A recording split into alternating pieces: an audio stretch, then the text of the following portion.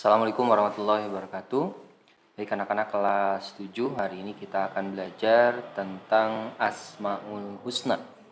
Materi bab pertama di semester genap ya tahun 2021. Oke, kita akan mulai. Secara bahasa, Asmaul Husna itu berasal dari kata asma yang berarti nama-nama.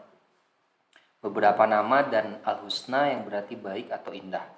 Nah, nama-nama al-asma dari tunggalnya ismun, sehingga dalam bentuk jamak berarti lebih dari satu.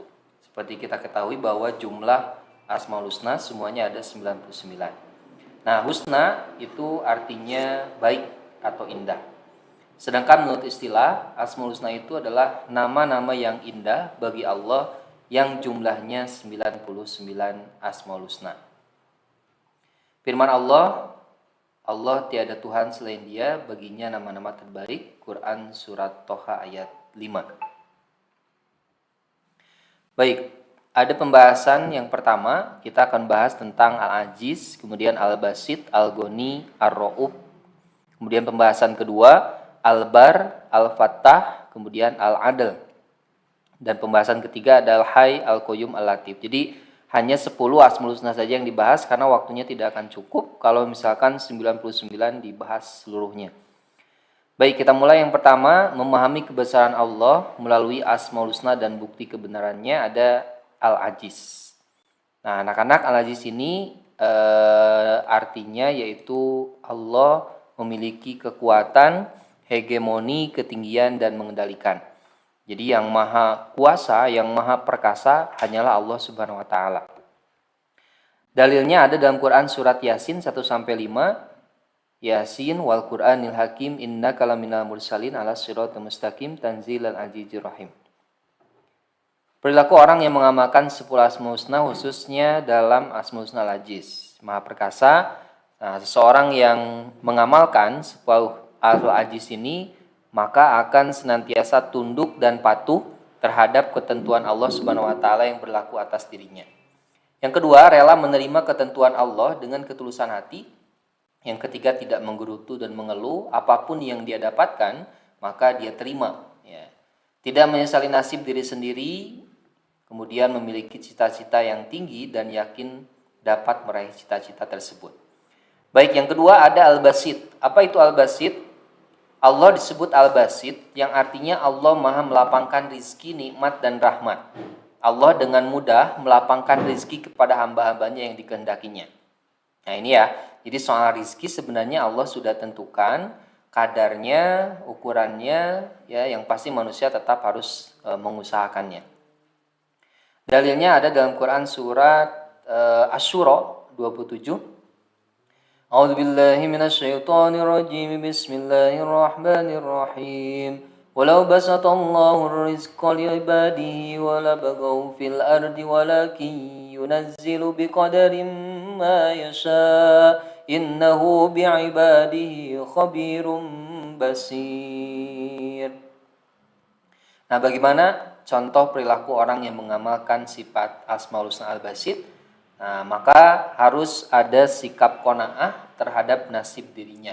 Jadi jangan sampai kita tidak menerima nasib yang diberikan Allah Subhanahu wa taala. Membantu tetangga atau orang lain yang kesusahan, kemudian tidak berangan-angan anugerah Allah yang diberikan kepada orang lain. Jadi kalau orang lain dapat suatu kenikmatan, maka kita nggak boleh berangan-angan kenikmatan itu harus ada dan hadir dalam diri kita. Selanjutnya selalu berserah diri kepada Allah dalam keadaan senang maupun susah. Senantiasa menyadari bahwa Allah lah yang mengatur rezeki manusia. Nah, itu dari Al-Basit. Yang ketiga ada Al-Ghani.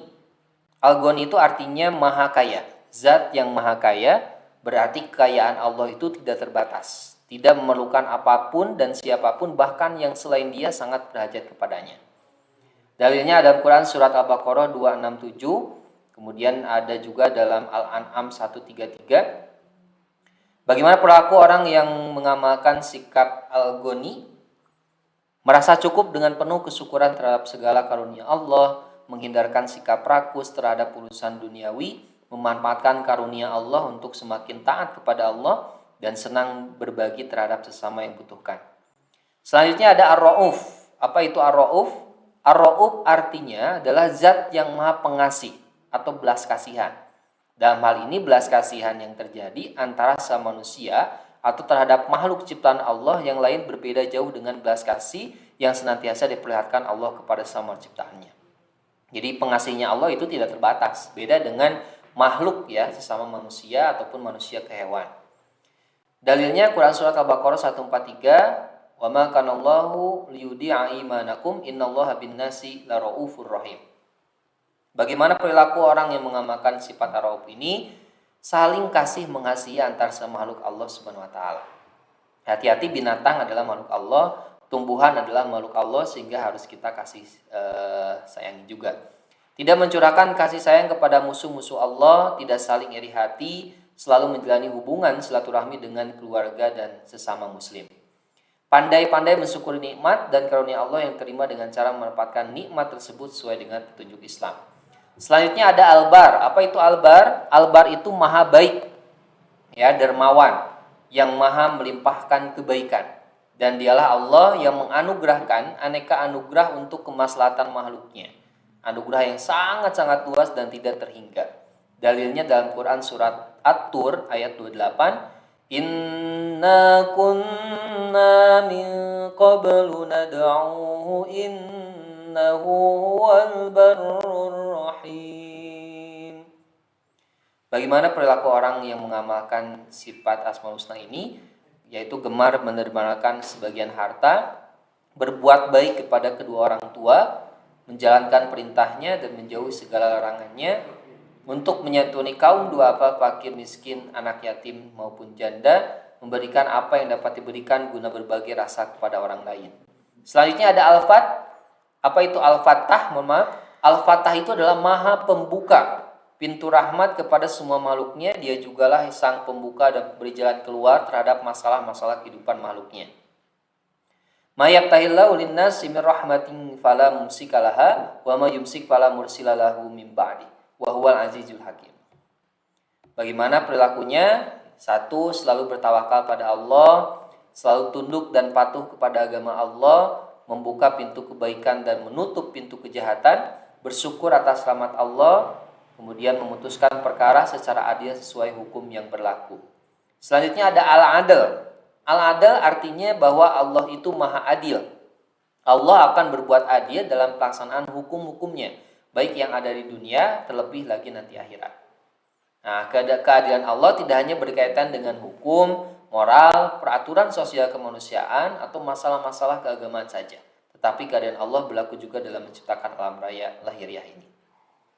Dalilnya Quran surat An-Nisa ayat 40. Inna Allah la yadlimu misqala dzarrah wa in taku hasanatan yudha'ifha wa yu'ti min ladunhu ajran 'azima. Bagaimana perilakunya? Berlaku jujur dan berkata benar. Apa yang dikatakan sesuai dengan kenyataan. Berbicara dengan penuh keadilan walaupun itu menyakitkan. Menerapkan peraturan hukum yang berlaku, kalau siswa ya otomatis aturan sekolah ya dipatuhi dan lain-lain. Selanjutnya ada Al-Hayy, artinya maha hidup. Hidup Allah tidak sama dengan makhluknya. Kalau segala makhluk yang Dia ciptakan ini ternyata memerlukan antara satu dengan lainnya, maka hal itu pasti tidak akan terjadi pada zat Allah. Nah, dalilnya Quran surat An-Nahl ayat 65. Wallahu anzala minas samaa'i ma'an fahya bihil ardu ba'da mautiha inna fi dzalika laayatan liqaumin yasma'un. Nah, bagaimana perilakunya? Berusaha menghidupkan hatinya yang masih dipengaruhi oleh nafsu setan. Menghiasi hatinya dengan akhlakul karimah, menggunakan waktu hidup sebaik mungkin. Ya, mumpung masih diberikan umur oleh Allah Subhanahu wa taala. Selanjutnya ada Al-Qayyum. Apa itu Al-Qayyum? Al-Qayyum artinya maha berdiri dan mengurusi makhluk. Al-Qayyum artinya maha cermat, berdiri dan mengurusi hamba-hambanya. Dalam Quran surat Al-Baqarah 255, Allahu la ilaha illa huwal hayyul qayyum la ta'khudhuhu sinatun wa la nawm. Itu dalilnya. Bagaimana perilakunya? Mengakui kebesaran Allah sebagai pengatur alam semesta dengan sikap tawadu kepadanya, istiqomah dalam beribadah, hanya mengharap pemberian Allah dalam memenuhi kebutuhan hidup, tidak berpaling kepada selain Allah, mengandalkan kemampuan diri sendiri dalam memenuhi kebutuhan hidup, menaruh perhatian kepada orang lain sedapat mungkin membantu mereka berupa material ataupun spiritual. Selanjutnya ada Al-Latif. Apa itu Al-Latif? Al-Latif artinya maha lembut atau halus. Secara istilah, Allah memiliki cinta kasih sayang yang sangat halus pada pemberian rizki dan nikmat kepada hambanya, atau dalam melaksanakan hukum-hukum dan keadilan. Dalilnya, wa huwal qawwiyul aziz, Allahu latifun liman yasha. Ya. Al-Quran surat Asy-Syura ayat 19. Bagaimana perilakunya? Hatinya sensitif dan lembut terhadap sama orang Islam. Memiliki kepekaan sosial, empati, dan lain-lain. Memiliki sikap sabar terhadap cobaan. Memandang bahwa hidup di dunia singkat, maka perlu kesadaran untuk beramal baik sebanyak-banyaknya. Baik, itu saja anak-anak. Ya, terima kasih. Mudah-mudahan bermanfaat. Kita tutup dengan baca hamdalah. Alhamdulillahirabbil alamin. Assalamualaikum warahmatullahi wabarakatuh.